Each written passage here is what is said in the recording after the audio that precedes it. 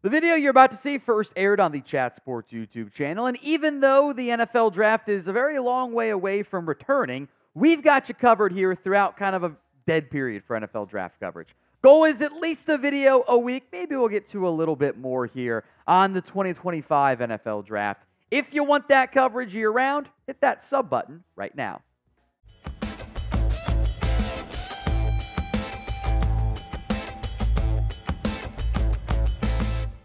On today's show, we're breaking down the top running back prospects according to PFF's big board. Since shout out PFF being one of the few outlets that have a good list of early prospects to break down. Nothing from ESPN at this time. Let's go to the running backs. We did quarterbacks already. In the backfield, Ollie Gordon II out of Oklahoma State leads the way. Don't have any major complaints there. The production speaks for itself. The jump from 2022 to 2023 for the Doak Walker Award winner was pretty damn impressive. He had a fantastic football campaign for Oklahoma State. Really put up impressive production overall. He had some awesome play for Oklahoma State. 1,700 yards is just bonkers. My main question mark there after 21 scores on the ground, I am curious how much top-end speed he has. He's good size. I don't know if he's the same top-end burner, but he is a very, very good athlete. Maybe not an elite-level athlete. Do you want more 2025 NFL Draft videos? If you do, type in me in the comments section, because I hope that's every single person watching. Now, the running back one battle, I think, will go on throughout the season. Quinshon Judkins out of Ohio State, he transferred this year after spending 2 remarkably impressive seasons at Ole Miss, where he had really good production. He has had over 3,000 total yards from scrimmage over the past 2 seasons. He has been highly productive, and now I think is going to be in a fantastic scheme fit for him. Not that he wasn't already. At Ole Miss, or at Ohio State, the size, the speed is all there. I might give the slight edge to Judkins over Ollie Gordon. That's, of course, for now. North Carolina's Omarion Hampton is next up here out of North Carolina. Curious how that offense looks this upcoming season. I suspect they will lean pretty heavily on Hampton. 1,500 yards last year. By the way, I think all 3 of these guys, we could have had arguments of, this guy might have been RB1 had they been draft eligible this past season. 6 foot 220, has the size that I like, but I also saw plenty of big plays. In a running back class last year that I liked on kind of that round 3, early day 3 range, I think there's a little bit more top-end ability early on in this year's class. So will a running back go in round 1 in 2025? Y for yes, N for no. It is the pinned comment on today's video. If that ad comes on YouTube, take advantage of it. Head down there and go vote. I am very glad to see PFF put the Boise State running back at number 4 on their list. That is Ashton Jeanty for the Broncos. Under the radar player, not that many people watching blue turf games these days. Nearly 2,000 total yards from scrimmage last season. 19 touchdowns, by the way. Had 1,347 yards on the ground. 5'9", 210, so short but strong build. Really good leverage. I think he's showcased plenty of big plays as well. I mean, that efficiency is pretty damn good right there. Also offered some pass-catching value. Not a household name, but he might be soon. That's 2 Ohio State running backs in the top 5, and you can argue that 3 is too low for TreVeyon Henderson. He is now going to enter his 4th year, and the question mark is, can he get back to the freshman year version? Freshman year, TreVeyon Henderson with 1,248 yards at 6.8 yards per carry. People were like, this guy's going to be a guaranteed first-round pick. And he got banged up in 2022 and wasn't as efficient in 2023 as the offense overall wasn't as good either. Now he's going to split time with Judkins, forming the best running back duo in college football by a pretty massive margin. and also might bring down both of those guys' numbers. In fact, it might have been if there was one of those guys there, he might have pushed for the Heisman Trophy. Only having two guys, though, might not be as possible there. Now, if you want this past year's NFL Draft Hat, you can get yours today over at chatsports.com/NFL Draft Hat. I would highly advise you click that link and make sure you look closely at the hats themselves. You can kind of see it on screen, but they're doing kind of like a 3D effect with some differing colors of the team's logos. I think it looks better in person than it does on the video, and will look even better once you click the link there. So check it out today. Chatsports.com/NFL Draft Hats. Link will be in the comments section and the description of today's show. Let's go out west again. Jaden Ott out of Cal. He has showcased pass catching value in the past. He had 46 catches back in the 2022 campaign. I, for one, find that at least semi-valuable. He's only 6', 200", so that's a little bit of a slender build. You look at 200 pounds. Judkins is 5'11", but 210.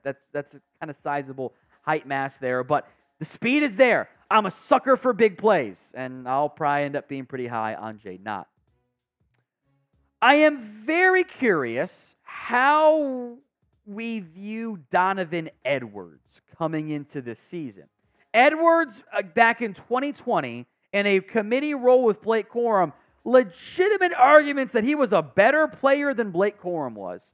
He had almost 1,000 yards, 7 yards per carry, and then, frankly, wasn't that good last year. Like, Blake Corum was way better than Edwards was. But now Corum's gone. Edwards is the lead back. There's a new quarterback from Michigan. This current regime, they want to run the football just as much, if not more so. Edwards could have a massive breakout season. Like, even better than it was in 2022. And I liked him a lot. And there were people who liked him more than Corum, and I get that. Didn't go pro, which I'm glad about because it gives me the full eval time. I don't have to be like, oh, but last year. Now it's like, hey, it's either these last 2 years or you got back to form, right? So I'm glad he went back because it just makes it easier on me. It's always the Michigan-Ohio State rivalry, right? Who gets picked first? QJ for Quinshon Judkins. DE for Donovan Edwards. TH for TreVeyon Henderson. Go vote in the comments. Got a lot of transfers we'll deal with across college football. That's how it goes in the NIL free agency era. Trevor Etienne. Going, wait a minute. Etienne? I know that name, Etienne. Yeah, his brother. It's Travis Etienne's brother. Going to Georgia this year. Spent his first 2 seasons at Florida with sometimes really good, sometimes not so good results. I don't think the step forward happened in 2023. His yards per carry dropped.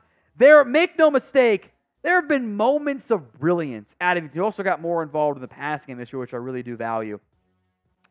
This past year, he ran all over Tennessee. 23 carries, 172 yards, and a score. Also had 11 carries for 29 yards against Kentucky. Did nothing in that game. Had 4 carries for 9 yards against Vanderbilt one year, and they had a committee involved there. So, which version? He had 17 for 129 and a score as a freshman against Florida State. Last year, 10 for 43. Inconsistency is the name of his game right now. Another maybe less known name is Devin Neal, the Kansas running back who he could have gone pro last year and he would have been drafted. He had 1,000 yards each of the past 2 seasons. I am curious how he will fare with, I believe there was an offensive coordinator change this past season for Kansas, but I'm curious how that all tends to fit for him moving forward. Now, my Cowboys fans always ask me about Taj Brooks, which, hey, I get. That is how things tend to go here. That is the Texas Tech running back who, for whatever reason, the Big 12 had all of the rushing yards this past season.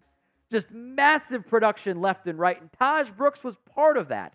On 290 carries, he had 1,538 yards. He is a big boy. He's 5'10", listed size, of course, so asterisk it if you need to. But he's 5'10", 230. I wonder if he has the top-end juice and speed. He'll also be an older prospect with a lot more mileage on his body. I kind of think he might have been better off turning pro this past year. But hey, gets to go back to college for one more year. That's always entertaining. We'll have more 2025 NFL draft coverage for you right here on the channel, so do not miss out. Hit that sub button right now. Let's go out east now to Rutgers as Kyle, make sure I pronounce his name correctly, hopefully, Monungai, had a massive breakout year this past season for the Scarlet Knights. Major jump in his level of production to over 1,000 yards this past season. Listed at 5'9", 207, powerful, physical runner, which kind of makes sense given how big his neck and shoulders are. Like if I showed you a photo with no stats, you'd go on power runner, right? To Kansas State, number 12, DJ Giddens, 6'1", 200 pounds. I am a little, I'm curious to see if he can add some mass and maintain some speed. He's not built like Deuce Vaughn at all, but I don't know if he's the same top-end burner that some of these other guys are in this year's class. Big jump in production, though. You know, was kind of stuck behind Deuce Vaughn, who was an elite college football player. Had a fantastic year of his own. Curious how he fares again for Kansas State this upcoming season. Another transfer here on today's list, that is Damian Martinez, who I think also was probably one of the more underrated players in college football last year. Had 1,000 yards on less than 200 carries. Transferred to Miami, Florida, where they've also got a bunch of transfers out there. The thing I need to see most here from Martinez, pass catching. You got to help on third downs, especially when you're going to be probably a later pick. With Bucky Irving gone, Jordan James at Oregon gets to take over that kind of lead back role, which I am. That offense is kind of a Mickey Mouse offense, but it's really productive. Small sample size for Jordan James, but he averaged 7 yards a carry. Now, I would wager all of my dollars that the yards per carry is going to dip. But if the overall yardage stays efficient and he gets like 5 yards a carry on doubling the carries, that's still really good, I believe. Now, who do you think is the top running back prospect, or even just a running back prospect that got left out by PFF? Drop that player name for me in the comments section right now.